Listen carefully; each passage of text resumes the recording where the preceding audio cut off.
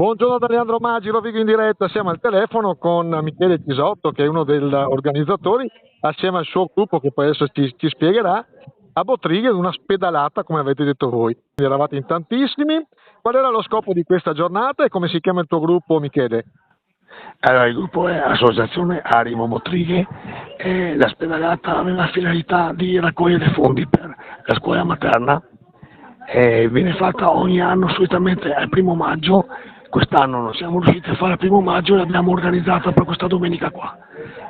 Abbiamo visto comunque una partecipazione abbastanza cospicua, anche se era stata fatta in un'altra data. È funzionato il pomeriggio, è continuato con un rinfresco e animazione all'interno dei corsi della scuola materna, nei quali sono stati raccolti dei fondi appunto per aiutare la scuola materna stessa. Bottrighe è famosa per queste cose, come riuscite voi in una frazione piccola come Bottrighe?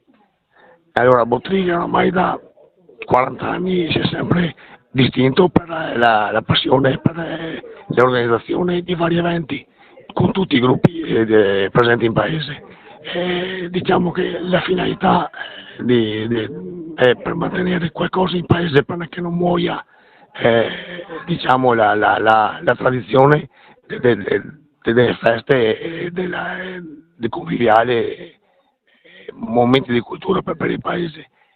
Sono questioni di passione e volontà.